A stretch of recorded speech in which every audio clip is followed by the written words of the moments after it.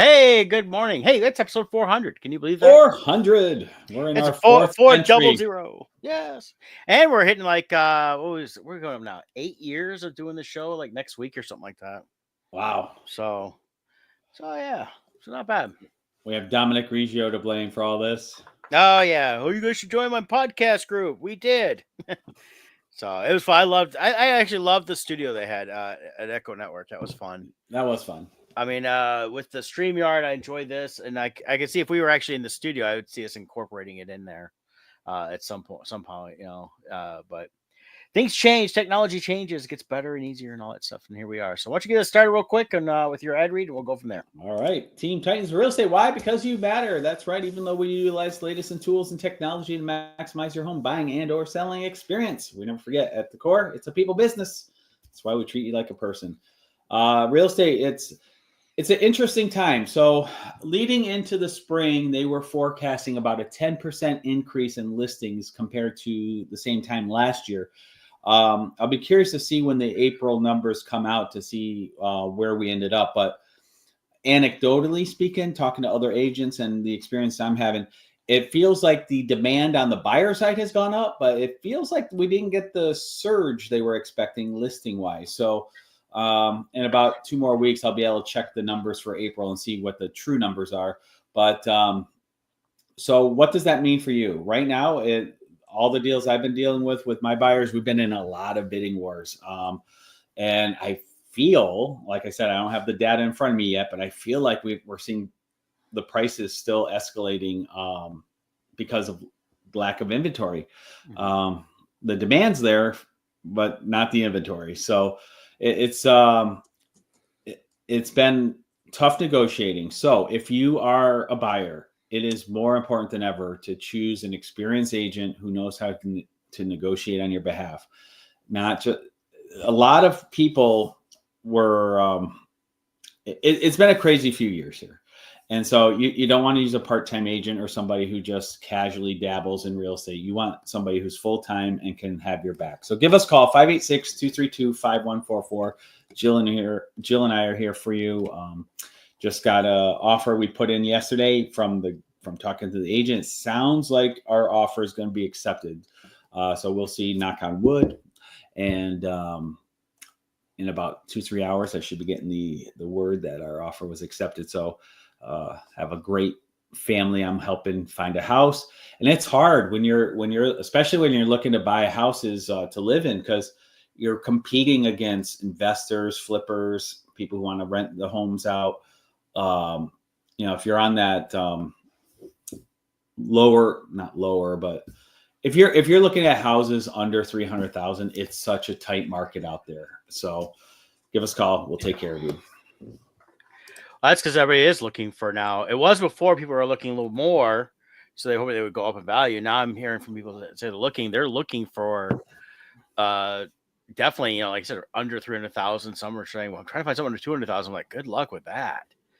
Well, even my condo, I did some very rough numbers the other day. I've only had this since November. I think, not counting the remodeling I've done, I think it's gone up about 10% in value. Yeah. Like, that's insane for 6 months. Yeah. And then you throw in my remodeling, and that's even better, but it's nuts.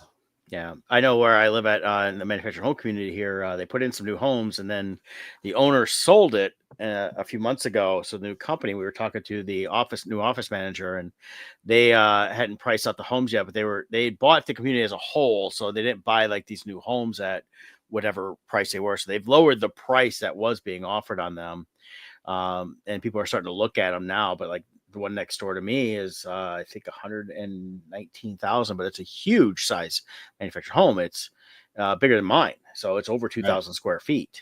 Oh, that's big. And I was surprised how big it is and put it next to where they did. There's a lot on the backside that I think would have been better. But they got a couple others, and I know they've had several people looking at it. One of the other parts of the park has homes that are all set up to be with garages, so they're laid out like normal ranch homes. So I think people are looking at kind of that a little bit too, but they got a couple over there. But yeah, I think it's something that they're going to start selling more because people aren't able to find single structured homes somewhere that are under that 300,000, even under 200,000. So, This was what people were thinking when they saw the size of that one. Look at the size of that thing. That is a big home, over 2,000 square feet. Yeah, I mean, ours is almost 2,000 square feet, so it's a good size place. And the thing too is that technically it is a trailer park, but it's a manufactured home. These are all, they have a few single wides here, but it's mostly double wides. Now, not far from us, it was a trailer park that really had declined. It was serious problems with the people that were living there. They had a lot of very old homes. They ended up yanking out. Place bought it, and they basically been cleaning it up and getting rid of the riffraff that was causing problems. But they put in a lot of smaller double wide, single wide type homes and selling those, and they're selling like crazy. And people are just trying to find something, and it's around here where I'm at, it's people want to be close to Ann Arbor, Ypsi, not too far from Detroit, so it's a good middle road location. So because I know some people, I've seen postings online, people say, oh, want to move to Ann Arbor because of the job or whatever, and people are like, well, where should we live at? And it's like, well, if you can find a place, here's places. But even that, they've all gone way up around the core areas, like around Ann Arbor, have gone way up in pricing because of the fact that there's a high demand for people that want to be close, especially those that want to be close to like the downtown, even a few blocks off of downtown, to where they can sort of walk to it, not always have to drive into town. So, but it's all changing. It's all going the way it is, and they're building new apartments. But I tell you, I'd look at something like what I have, because $2,000 a month for an apartment. It's crazy, and it's ridiculous what you get out of that. Like, and the new one they just put in near where I work at all the time, and it starts at $1,860, and I'm sure that's for like a 1-bedroom, little small, almost studio type thing. So, but it's what some people like. Some people don't want to have to worry about anything, and that's fine. You pay for that convenience. So. Yeah, I mean, unless something drastically changes, though, if you can afford to buy a house, do it, because the investment. The investment, and my fear is we're really approaching a time where home ownership pretty soon is going to be something that it's going to be like California. People in California, like when I go to San Diego, you only own a house if you inherited it, because the prices are so insane. No one can afford to buy a house. So I feel like home ownership is something that's becoming a luxury item. And if you can get your foot in that door of owning it, it's going to become generational wealth type of thing, where you pass it on to your kids, and then they're going to live there, because it's just insane what's happening. That's also why they've lost quite a few, but you see a lot of people leaving California, especially those with money. Every time I turn on one of these celebrities, even someone not really a major celebrity, but they bought a home for a few million. Now they're trying to sell it, and they're moving somewhere else because of the tax base and everything else there, and in fact that they can get the money out of the house if they can. And people that go out there that happen to have money, they think, oh, it's this great Hollywood lifestyle, California lifestyle, but it is very expensive. I like going to San Diego and visit and stuff like that. I don't know if I could live there just because of the cost. Yeah, and actually that's part of the problem with inflation on housing prices, is people are selling. Like when I was in San Diego, this is before all the housing prices went insane. I mean, back 10 years ago, I would always check my real estate apps for what the market was doing out there. And it's not an exaggeration. You would get like a 800 square foot house with no garage, no basement, and it's falling apart for $850,000. Yeah. And it was junk. It was a fixer-upper. Well, there was when I was there in '97, and we were doing the dinner boat thing, because I was there with MCI at the time for I'd won the trip for being top sales in the country, and so they were telling us like, "Oh, you see that shack over there?" We're like, "Yeah, that goes for $1 million." We're like, and this was again 28 years ago. Yeah, and you looked at this thing. It didn't look like you could even move into it. It looked like it should have been condemned. Yeah. But I remember even you and I in 2019 when I went back to San Diego Comic-Con with you and Kevin, we looked at the houses near where we were staying at, Mhm. And oh yeah, that was 900,000. That was 1.1 million. So, and they were not bad looking homes, Right. and they were out But away from downtown and all that. So, but that again was 6, 7, what, 5, 6 years ago. So, and even that's right. changed quite a bit. So yeah, Yeah, it's so those all. people that are moving out, they're cashing out on their houses, getting like $1 million for their tiny house. Then they move to a place like here. Mhm. Well, they can overpay for a house, put a cash offer in, and pay a ridiculous price. Yeah. But for them, it's cheap because they pulled all that money out of that crazy house they sold, Yep. and the locals can't compete. Yeah, It's I've just had a few people I've delivered over the last few years that moved from California yep. to the Ann Arbor area, um, and a lot, it really had to do with the tax base as well. Even though taxes are higher in Ann Arbor than even other parts around the state, it's still nowhere near what it is in Oh yeah, California. yeah, And they keep talking about California raising. I'm like going, the more you raise your taxes, more people are just going to leave. But even here they're talking about what they're going to do because of the amount of electric yeah. cars and the gas tax, which was supposed to pay for road repairs, which was always a bad way to go about stuff, um, has gone down drastically. So they're trying to now talk about charging everybody that has a car a fee. Yeah, they're always trying to find new ways to milk us. Yeah, But what can you do? I know. So, well, other than that, this past week, I've been, of course, working my normal job, and then when I've had time like yesterday, I got to get back drawing now for the last several pages, but I've got all my pages I had done colored. Um, and then, that way I was going through it, I was kind of making sure things were looking as coherent as it could be. And so now I got to get the last pages done. I'm hoping to have it done to show at Motor City. It will not be printed. I can guarantee that. It's only 2 weeks away. Yeah. So I'll at least be able to say, hey, it's here. I'll have it done, and I can take orders for those that want it. And then I'm going to plan the Kickstarter for the trade for sure. And then Awesome. I'll have the issues on there as well. So I'm going to do a Kickstarter for the trade and then go from there. Let me know if you need help setting up because Yeah, I'm I well probably, versed in Kickstarter. yeah, the Kickstarter I probably need some help with. I'll probably hit you up for whatever you set up for the printer that we're using this last time. Yep. And make sure I got the files set up properly. So I have to go through all my previous stuff and probably do updates on. I know I need to issue one. I'm trying to decide if I want to color it or not. And I don't have the original files. I just have the finished files. They got lost on John's computer after he died, and I think the computer crashed, and I was never able to get them off there. Are they black and white? Yeah, I might be able to help you. so, and then it needs to be re-lettered, of course. So, Hey, let me take this really fast. okay, you do that. All right. So Scott's going to take this call. So we're going to talk. We'll see what he's saying. He's going to talk real estate, I'm sure. This might be the house. So we'll go from there. But let's see what else is going on. Let's see if there's anything on YouTube for some new trailers. There's a lot of stuff dropping. Thunderbolts drops tomorrow. Don't forget to go see that if you want to support that stuff there. Let's see here. Ooh, I like when I pull up YouTube and I can see us there. That's where we're live on YouTube right now. So we get that going on. So trailers. Yeah, let's see what this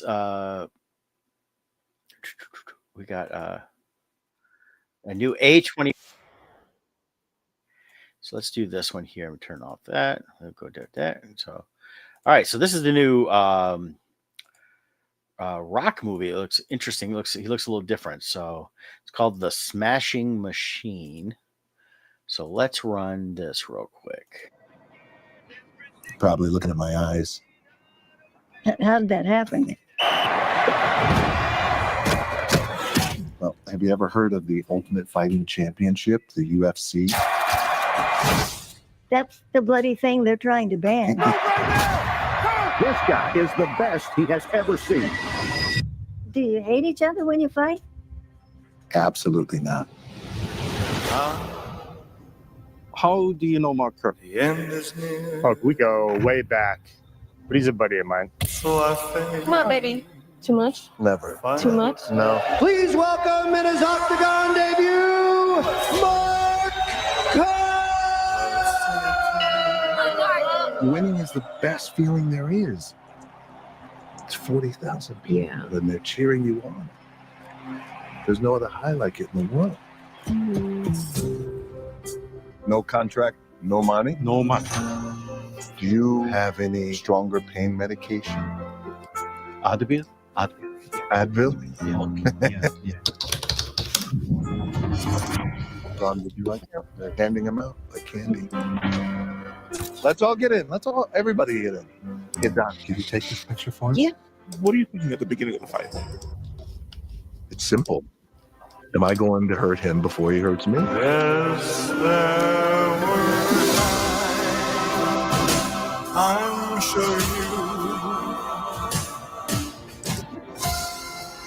This Grand Prix to crown the greatest fighter in the world. He is coming back from the break. Let's see if he can pull out a victory over Mark Coleman. Have you spoken to either about fighting such a good friend for life-changing? I faced it all. I just need you to let me in. I took the bull. Always about you. Only about fighting It's you. about you. Let's fucking go.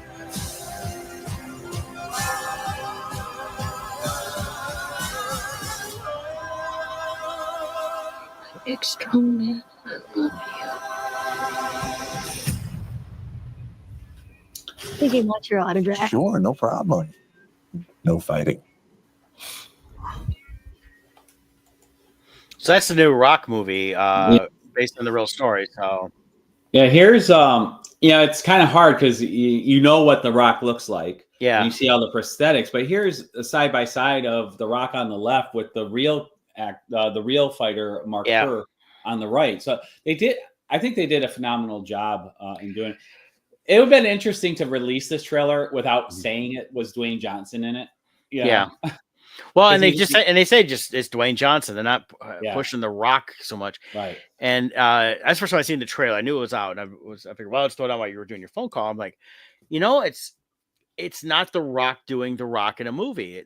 He really is actually trying his acting chops and actually being the character. And this is early days of UFC. Yeah, and I think that's part of it. Is I think Rock is tackling a subject matter that he cares about. Yeah, and Mark Kerr is probably somebody he looked up to, so he probably really wants to honor him. And plus, Mark Kerr is still alive, so he probably worked with him during filming.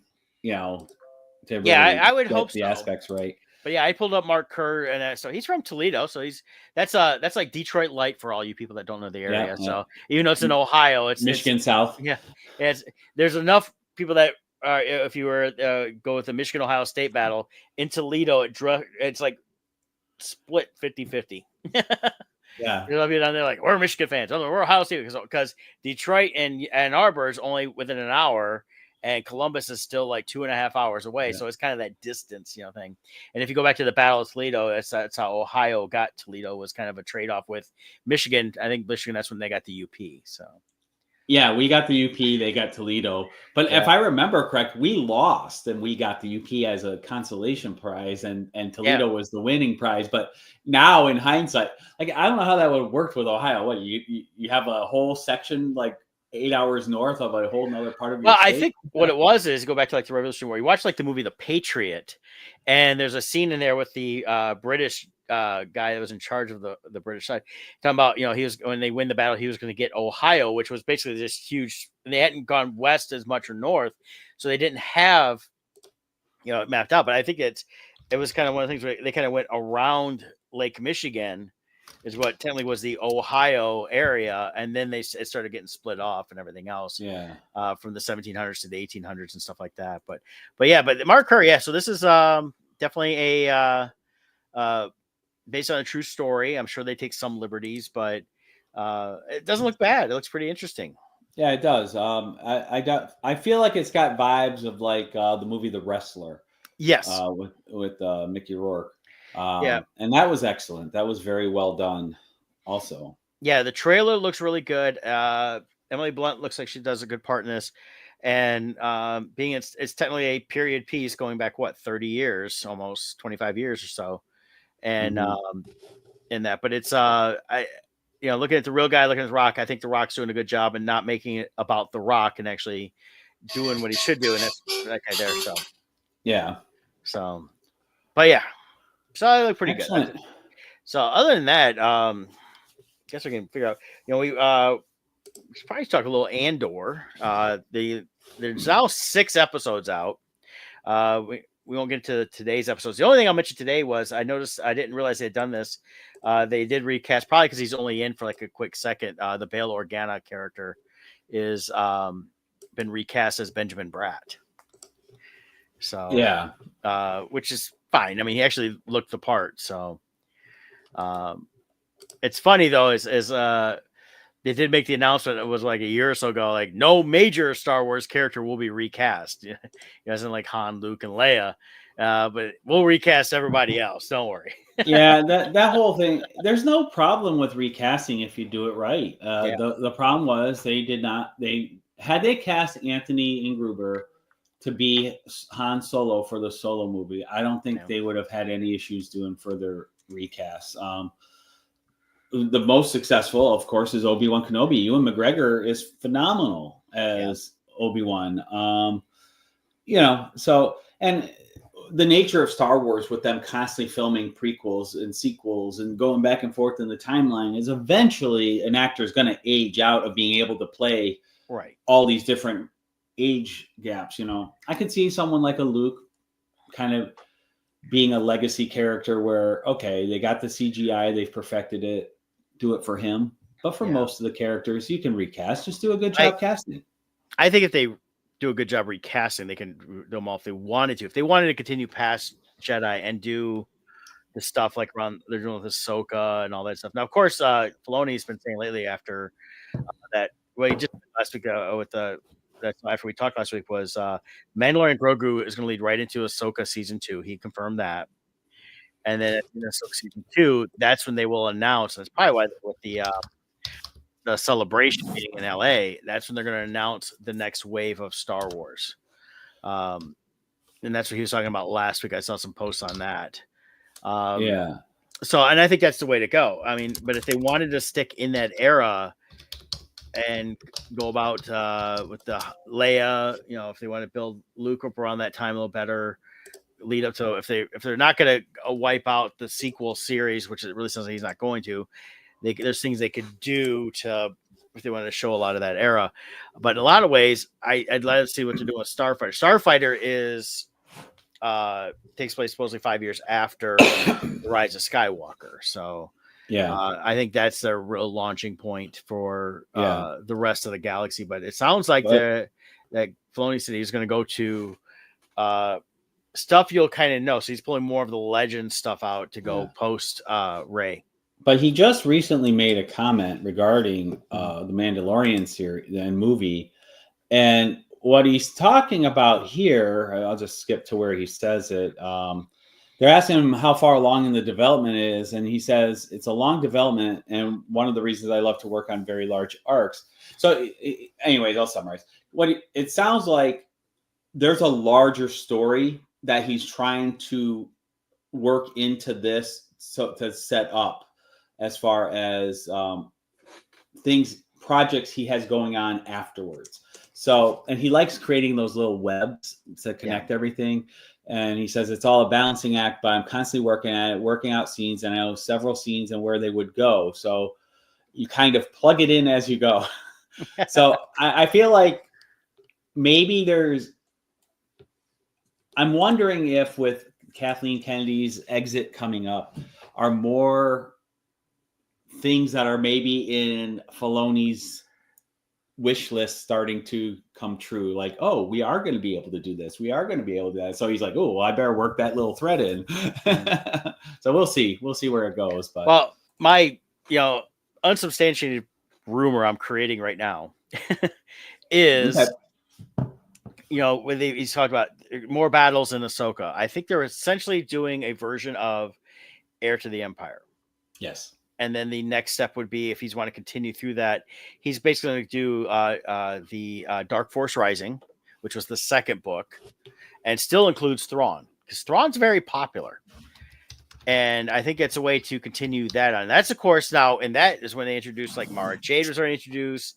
You've got Leia Skywalker, so like that. If they were going to go and redo, bring those characters into this, that'd be the time for recasting for whatever's going forward on that. And then if they're going to continue doing stuff post Ray, I think that it's far enough away that Thrawn and all that stuff would not be an impact on that. You'd have to create something new. But again, it's a series of books. They were the first 3 books to come out after Jedi that was approved by George as kind of a form of a sequel. Right. So now, one thing too that could fit into the whole era of the Empire. I don't know how they'll do it, but I was just double checking. According to online, Battlefront 2 is canon. The video game, and that has the Inferno Squadron, and that reveals what happened immediately after Palpatine's death. Operation Incinerate, I forget what it was called, where he has basically an order where if I die, wipe everything out, and there's like this massive attack that happens and stuff, and then that starts tying into his plan to resurrect himself too. Yeah. So if it is canon, if this is correct that that's canon, he'll have to tie those events into the cloning campaign that he's been slowly unveiling through Mandalorian. Right. Now Mandalorian's after Return of the Jedi, so that would have been after Operation Cinder, which actually, now I think about it, I think they mentioned that campaign when Bill Burr and the Mandalorian, they're undercover as Imperials, and they're sitting at that table. I think that's the operation he refers to. I think so. There. But so anyways, those would all, and I could see Filoni doing a great infusion of that storyline into Heir of the Empire to make sure it all is a nice cohesive thread. Yeah. And that's something I think that Filoni really has a talent for, is he's not going to, and I know some of the hardcore fans and everything, whether it's Star Wars, the comics, or they're always like, well, here's the comic, just redo that. He's good about taking those elements and expanding upon that. Yeah. And I think that he's taking stuff that's legends versus now canon has allowed him to really incorporate that stuff. I mean, Thrawn coming in is not done the same way it was done in the Heir to the Empire. Correct. In fact, he was smart enough to use Thrawn early on with Rebels, like, hey, he was around, here we go. Mm-hmm. But that's kind of the thing on that. So let me see here. So it's Mandalorian, Bill Burr shoots an Imperial, and I think that's when that was mentioned, was all that. And because Bill Burr mentioned it in Star Wars and all that stuff. So but because who's Bill Burr play? He played Miggs Mayfield, and was a member of the team that Mando joined that one season, and they were freeing the prisoner of the New Republic. So it's definitely something that if they wanted to go and do that, they could. But it's already been mentioned, so they can kind of use that as just like, here's a basis. And if you really want to know, go play the game, even though the game's older now, but the game's been out since 2017. You definitely can do that, but there's no reason to right now is to go back and redo that. So cool. And then we got Andor, you mentioned. Yeah. So the first 3 episodes, it's definitely feels like a different series from the first one. They're not just how they're dropping them, which is 3 episodes at a time, but they're definitely centering on more of the political intrigue going on around everybody around this. So it's not just Andor. They've really expanded Mon Mothma's background a lot this season, which I've really enjoyed. Yes. And I think it's a smart way to go. I mean, this is a character that in Rogue One, you got to know a little bit, and now we've had the first season, and we see where he came from, as a kid, with the planet being attacked and basically being adopted and then everything going on. Him becoming kind of a thief to how he gets involved with the rebellion. And we're seeing, again, a different viewpoint of the birth of the rebellion through all this. And we're seeing a lot more on the Coruscant side, on the political side, versus just a group of people that don't like the Empire that are banding together. I just want to see a series following the Imperial guy, Cyril, his mother, and Uncle Howard or what is it? Uncle Yeah, I know Jabba. Yeah. Harold or whatever. I think that would be hilarious. That mom cracks me up. She's Oh yeah. I love the people listening in on the conversations, and she's like, "That woman's awful." Oh God, yeah. She's definitely one of those type of people that has been very controlling her whole life, and Mother and of as well as villains. trying to elevate her son up in status. And I think that's the big thing we've seen here is we see that we're so used to Star Wars being the rebellion side and seeing the things going on with the core group of rebels. Now we're seeing just how the rest of the galaxy was just before all this really happened, and they were probably a lot of it was the same way. We saw it somewhat in Solo, in the movie Solo, and now we're seeing a lot in Andor. Is these people they're living these lives, and there's a lot of people that of the wealthy and highly political status. They live these. They're going to these grand parties and they're having these stuff going on. So there's a lot more going on than just a small band of rebels that are taking on the Empire and the military side of everything. So, Yeah. Which I think is great because it really is expanding what Star Wars as a universe is. That there's a lot more to it, and it's not just all Jedis and rebels versus stormtroopers and or even now with Mandalorian, the bounty hunters and stuff like that. There is just people that are in different walks of life that are interacting within a lot of different ways. There was a small thing I noticed trend-wise with Star Wars. It's insignificant, but it's just interesting to me. Is it insignificant compared to the power of the Force? Yes. Okay. Yes. No, it's just, and it's such a tiny thing, but it makes it so real world.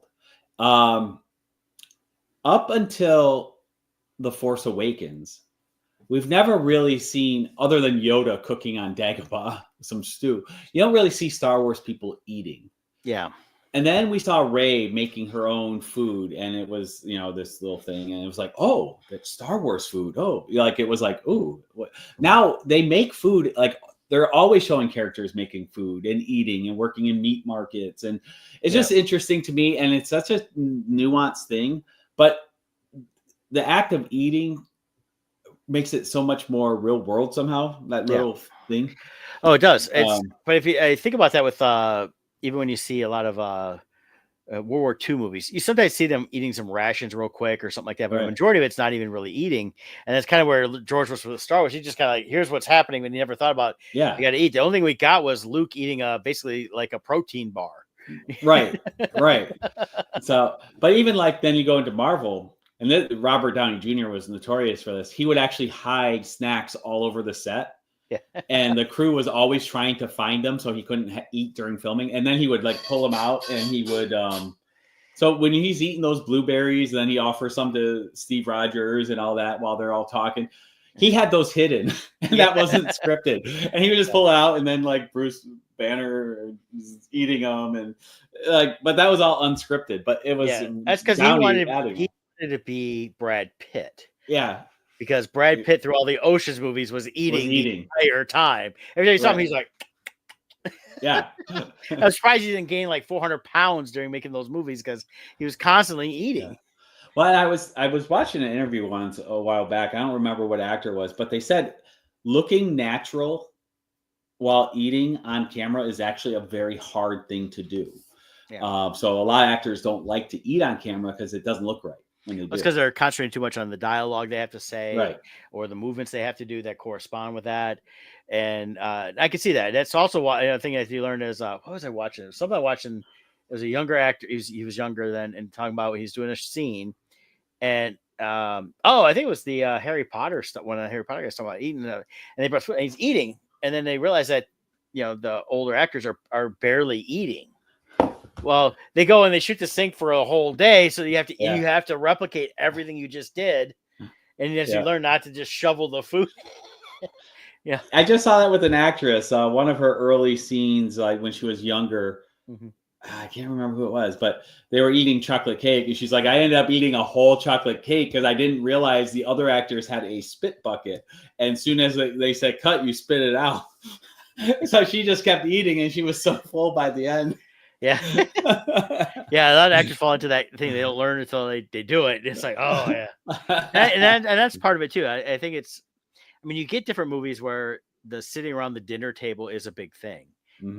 and it's definitely, and it works for that story and stuff like that. But I can definitely see where even the directors that don't want to deal with it too much because of the fact that you have to try to keep. I mean, you get jokes like I couldn't even pick out a movie right now, but you see stuff like, the glass is half full, the glass is full, and it's all within. It's like, I just drank, it's half full, nobody filled it up, it's back full again, and Right. or it's full and it's half full, and then it's full, but then they show them getting a Yeah, refill. the It's like, when do they- continuity. so continuity on that stuff, it's because you have to be careful on all that too. Right. So. But yeah, so the first 3 episodes of Andor dropped last week, and I'm Mhm. glad they're doing it that way because the 3 episodes seem to all fit together. Yeah, they seem to be an arc. Each grouping seems to be a contained arc. It feels like. Yeah, but it's definitely if you've been missing some Basically, Star they're Wars- releasing a movie a week. Yeah, and it's like almost a 2.5 hour to 3 hour movie. Yeah. But with the length of the episodes. But if you've been missing Star Wars, this is a great way to get back into the Star Wars world. Of course, today is the last day that episode 3 is in the theaters because they released it. I forgot they did that last week. It had a good outing. It broke 30 million. I don't remember where it ended up, but it was number 2. Was it? Yeah. Yeah. I'll pull up Box Office Mojo. Yeah, it was number 2. Which is for a release, that's great. 25.5 million. Number 1 was that Sinners for 45.7. The third one was The Accountant 2 at 24.5, and then Minecraft 22.7. Okay. We saw The Accountant too. I'll talk about that later. Okay. Cool. Yeah. Yeah, I want to see that. I'm seeing seeing Thunderbolts tomorrow. I got my tickets for that because I want to see that. I've been time-wise trying to get my book done. So I'm like, okay, I don't want to go anywhere tomorrow. I'm like, I'm gonna go see it. I got stuff to do, and then we'll get back into it when I can. And it's tough with the working because I'm gone like 10 to 12 hours a day. I come home and I'm just tired. Right. It's tough to get back into stuff, and it's been, it drains on you a little bit. But I'm getting stuff done, which is great, and I'm glad I'll be able to showcase what I have at Motor City. Just won't have any for sale. I may do some pre-orders, and then we'll plan the Kickstarter for the trade around that time too. I'm thinking about doing that in July. So. Okay, I just double checked the shipping for the Last Light series. So as of now, so they're shipping overseas. The way UPS is tracking it, it doesn't hit the tracking number until it enters the port in California. So I won't get an update on the delivery time until it arrives there. But it's on the way, and I keep double checking. So right now it still says, they can't give me an estimated delivery date yet. So, but we still got time. We got like 3 weeks or so. 2 weeks from tomorrow is setup time. 2 weeks from tomorrow. When's Mother's Day? A week from Sunday. So it's early this year. Well, kind of. I mean, tomorrow's May 1st. Yeah. So that's about normal time. Okay. So the 18th. So, okay. So, okay. So hopefully it's here within 2 weeks. Yep. If it is, we'll be able to have them available. Once it enters the States, I should have them pretty quickly. Okay. So we'll see. But that's where we're at with that. Very cool. Yeah, you can talk about Accountant. Another show I've been watching. I popped it on last week while working. One more episode to come up is tomorrow, and it's this limited series. They say season 1, but I don't know if they're going to do more. Called Happy Face, and it's based on a real life serial killer and his daughter. They've taken a lot of liberties in terms of, so it's half factual, half dramatic interpretation. And a couple of things are doing it. They basically built this other story around it that didn't really happen, but it's not been bad. I've been enjoying the series and see how it ends tomorrow. Because they've had a few twists and turns and stuff like that, and seeing the serial killer as he's trying to manipulate his own daughter that had basically stopped dealing with him at all. So and then you get a lot of past stuff. So was this the case where she would help lure people for him? No. Oh, okay. No, he was a truck driver. The real guy in him was a truck driver, and he was basically killing mainly women, hookers, after he sexually assaulted them. Dennis Quaid is playing Keith Jesperson. That's the real guy's name. And he doing a really good job. I mean, he comes across just, that skin crawl at times and stuff like that. And it's on Paramount Plus. There's like 7 of the episodes now. But the neat thing about it is, I can't trust is she's the character is a makeup artist on basically like a Dr. Philish type show, and it's Dr. Greg, and he's a mix up between like Dr. Phil with other type talk shows. They try to do these real crime type things, and then they get a call from the Jesperson, and they bring her in as the makeup artist, and they sit down and tell what's going on. And basically, she has to admit that he's my dad. And that's something she's trying to get away from. And it kind of shows the turmoil of stuff they're dealing with on, something that has to do with the fact that their dad was a serial killer. So it's again, not a factual on everything, but the real person did write a book, and they took that and created this whole series. But definitely worth checking out. 8 episodes. If they were to do more, it wouldn't make any sense after this next episode. But there was I think if it hadn't been based on a true story, even with all the stuff they created for this, it could have been something they dealt with as an ongoing series, but not just with the one serial killer. But what I'm reading on that, the real one is he killed at least 8, but he claims to have killed over 160 women within 5 years. Yes. Yeah. Wow. And this one he comes out saying there's a 9th victim that they didn't know about. He still in this one hasn't claimed to have killed 160. But you can see the manipulation of the Dennis Quaid's character, the Jesperson character, and how he's trying to manipulate everything around it. And it also deals with the fact that a lot of these serial killers end up getting people that are in the real world that become followers, or you get the women that fall in love with them, the men, and end up marrying them or dating them or whatever. Yeah. And they have a character in this one that's his kind of girlfriend, but she's been with a few other people that were prison type, lifers also. Just twisted and demented on a lot of stuff, but yeah, crazy. So I find it pretty good. And then you get the home front stuff, and the stuff they do on the home front, and then of course you get the teenage kid that does stupid stuff and admits, oh yeah, my grandfather's a serial killer, and everybody's like, oh, this is great, but gotta have stuff that screw that up. And those storylines aspect of it, I'm not as crazy about. The main storyline though, I like. So yeah, but yeah, definitely worth checking out. Oh, cool. Yeah. And what was that on? Paramount Plus. Paramount Plus, okay. Yeah. I was trying to find just something to put on, and it was good enough that I could, be working on the screen down here and have it all up here and not have to always look at it. Right. So, all right. Well, I saw The Accountant 2. Jill and I went there. It was good. If you like the first Accountant movie, it's it continues it on. It's just funny. John Berthenol, while I actually love him, there's really no range to his acting anymore. He's the Punisher and everything now. I felt like this was the finale of Daredevil season, Born Again here. It was like the exact same fight, like everything, but still enjoyed it. Berthenol is perfect in that role. They're brothers. Which is funny. Their dynamic between the two of them. But so basically we had the Batman meets Punisher crossover here. So it was fun. I enjoyed the first Accountant movie. I feel like they're about equal. I think I like both of them equally. So yeah, go see it if you like that. It's just a fun shoot 'em up movie. Yeah, I rewatched the first one the other week, and it was still good. It was fun. It was something we watched. They're not great film. It's not a great film in terms of these, but it's got a neat twist with the accountant side of stuff. But the action stuff is all typical action fighting and stuff like that. Yeah, and I liked when we did get the Affleck and Berthelot characters on that at the end of the first one together. They really have a good screen dynamic. They need to put them in like a buddy comedy now. Yeah, because I think they would play off each other very well. They could have done a better version of what was one? It was the Dad's one with that he ended up doing 2 of those on. God, what the hell was that? Dad's one. Had Mark Wahlberg. Stepdad's home or Daddy's home. Daddy's home. Yeah. That's it. Yeah. They could have done something like that. Yeah, they could do Daddy's Home 3 with these guys, and there you go. and yeah, my only negative part about the movie was there is this one character, female character, who her whole life she's a mom, very average, a little bit overweight.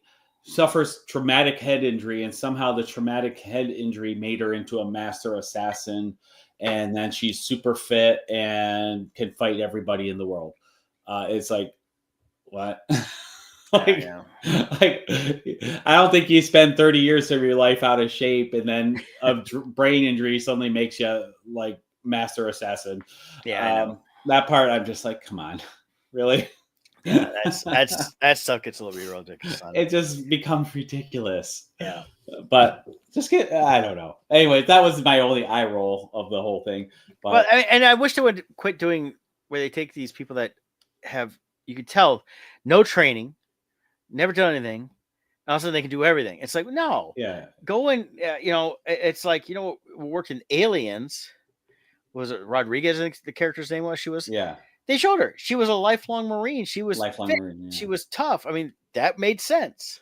That made sense. And the way they handled like the Ripley character in the Alien movies, she was nothing, and she just basically survived in the first one. And it wasn't because she became all of a sudden this ultimate badass. It was just Now they made her more of that as episode number 3 and 4. When I'm at that point, I've killed a few aliens. I think I know what I'm doing now. Yeah. Basically, what they try to do is make autism a superpower in this movie series, and like with the girl with her, it created a form of autism in her, and they're using examples of where like you hear the stories of somebody gets their head hit and all of a sudden they speak perfect Chinese, even though they never spoke Chinese in their life. So the whole theory was when her brain rewired itself, it remembers every combat move it's ever witnessed. It's like, okay, I guess, whatever. Yeah. So you got to suspend some belief there. I usually do with some of these movies, so that's cool. I saw definitely try to check out. Just go in for the ride. It's fun for the ride. Yeah. Well, that's good. Yeah. I mean, at least there's some decent movies coming out finally. It's yeah, I'm looking forward to Thunderbolts. That one, I really hope it at least from the trailers, it has phase 2-3 vibes, Initial reviews I'm reading from people who saw the pre-screening is good. Oh, good. So and there's different stuff coming out. There's a bunch of crap, of course, as always. It's all mixed in. But yeah, we got Thunderbolts this week coming out. There's Thunderbolts. Even though it's a live action remake, the Stitch movie doesn't look too bad. Lilo and Stitch. One of the things they're hyping up about Thunderbolts too is I think they're trying to take a little page out of Tom Cruise's book. Is there's in the trailer you see a scene where Yelena, Black Widow's sister, there. Yep. She's going down the side of a building, and that was a true stunt. She really was up at the top of. It's like the second tallest building in the world, and it truly is her going down the side of it. Yeah. So that was a full blown. Even the trailer, it looks like they're trying to stay as practical, as possible, and that's what's really worked for the Tom Cruise movies. And that's what I'm looking forward to the new Mission Impossible is when he does a lot of those stunts. He does those stunts themselves, and they do as much practical stuff as they can. Well, even you go back to like Captain America: Winter Soldier, like the fight choreograph scenes. It's all practical, and I feel like Marvel started relying too much on CGI the last 2 phases.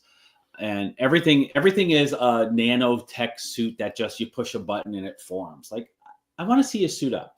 Not everything has to be nanotech in the whole universe. Like, it's okay to have a helmet that you take off, right? A suit that you have to put on.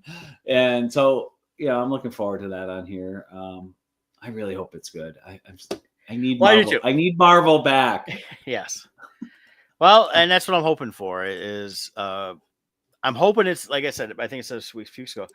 I want it to be what Suicide Squad should have been. Mm-hmm. And this is going to be much better than just saying, okay, we got one character, a couple of superstars, whatever, and then we build this thing around it, but not have a real story. I want a real story behind it that they can continue on through the different stuff going on. So, yeah, I wonder if there's. So the next movie is Fantastic Four. So I wonder if they will somehow tie in a post-credit scene that leads into Fantastic Four. Let's see. Thunderbolts. Let's see if there is a post-credit scene. Yeah. I'm sure there is. There has to be. It's Marvel. They're known for it now. Because then we have to sit through all movies now and Yeah. Well, I was doing that beforehand because there was enough of them throughout the years that there was always some fun little bits.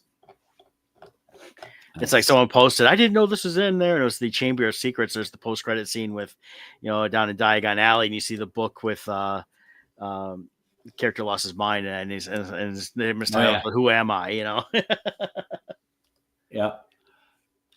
Let's see. So you got to be careful looking this up. I'm trying to just find out. Let's see. It has a post-credit scene.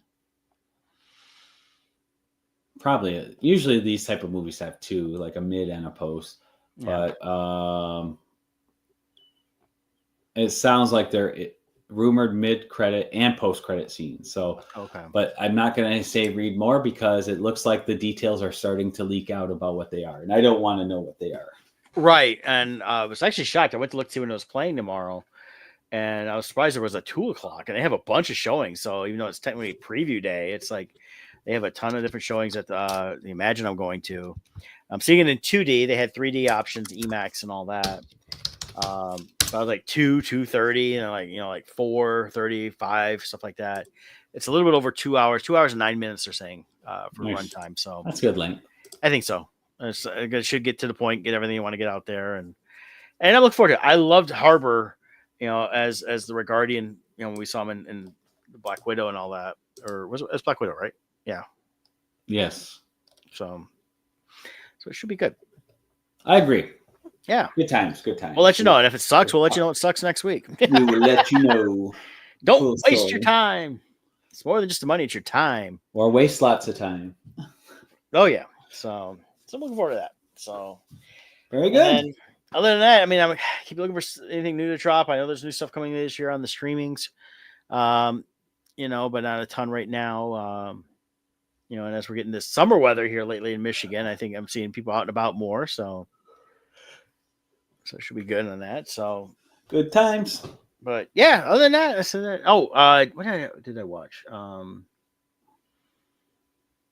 Oh God, I'm blanking now. What I watched the other day, I was like, Dark Knight. I rewatched The Dark Knight. I hadn't watched that in several years. Oh.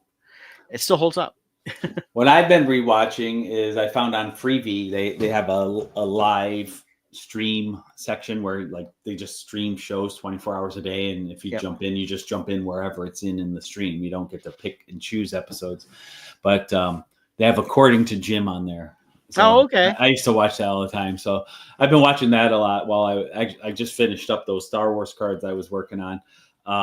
But I had that on a lot in the background. So that's been fun to watch again. Well, good. Yeah, it's always fun. There's a lot of those channels out there now. And it's 24/7 of whatever. So yep. And it's just like popping it on a regular channel and just catching episodes, whatever, and you do that. So yeah. I did that on the MeTV with MASH and went through it I think twice before I finally saw every episode. Oh wow! And it wasn't too bad because they were showing like 4 episodes a night. And this one we had really nothing on. There was no sports. This was a couple winters ago. And then it got to the point like, okay, we've seen them all. I'm good. That just reminds me of my childhood. Every time I would go to my grandmother's house, it was either MASH or the Rockford Files on. Oh, Rockford Files is good too. That one I think you can watch on.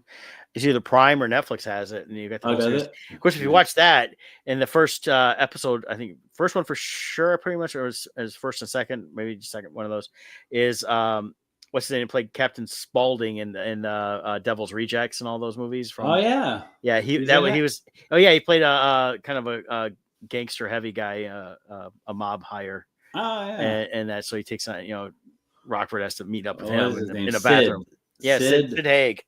Yeah, that's it. Well, he was a big character actor from the 60s and 70s. Yeah. So. Nice. Stuff, but yeah, I saw that. I remember watching that a few years ago and it popped up. I was like, wait a minute. I know him. And then there's a episode with, what's his name? Was Will Smith in the original Lost in Space. And of course, in the 70s, he was a teenager headed towards 20. And so he's got, the long red hair and fit in a kind of a surfer look for like Southern California.